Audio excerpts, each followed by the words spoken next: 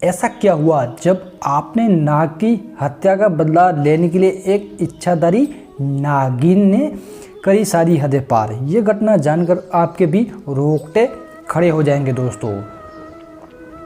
दरअसल दोस्तों, राजस्थान से एक छोटे से गांव चांदपुर में खेत के समीप ही एक कुएं में इच्छाधारी नाग और नागिन का जोड़ा रहता था।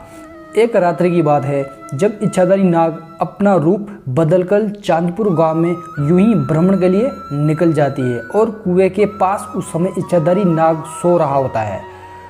उस समय वहां बड़ी ही अंधेरा था। राजू और मंगल नाम के दो किसान अपने खेत का सारा काम निपटाकर उसी कुएं के पास से गुजर रहे थे। ऐसे में अंधेरे में भूलवश यानी कि भूल से राजू को एक पांव इच्छाधारी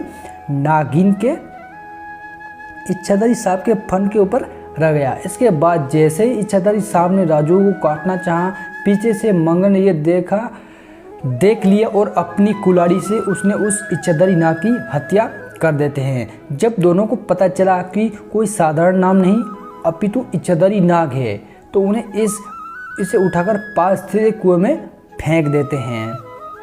दोस्तों, वहाँ उन नाग को तो फेंक देते हैं, लेकिन ये तो इच्छाधारी नाग और नागिन का जोड़ा था। इसके बाद जैसे नागिन आती है तो वहाँ सांप उसको नज़र नहीं आता है। इधर उधर ढूंढने के बाद वो कुएं में मरा हुआ मिलता है दोस्तों। लेकिन वो कुएं में मरा हुआ नागिन इतनी क्रोधित हो जाती है और करीबन बुजुर्ग बताते हैं उस गांव के कि करीबन आज से 500 साल की ये घटना है। आज भी इच्छाधारी नाग उस नाग का बदला लेने के लिए उस कुएं के पास आज भी लोगों को दिखाई देती है। दोस्तों, ऐसी तो बहुत सारी नाग और नागिन घटना है, लेकिन एक सत्य घटना पे ये आधारित है। लेकिन अब दोस्तों, उस गांव में ऐसी उस कुएं के पास प्रतिबंधित लगा दिया है ताकि कोई भी उधर गलती से पे उस कुएं के पास ना जाके।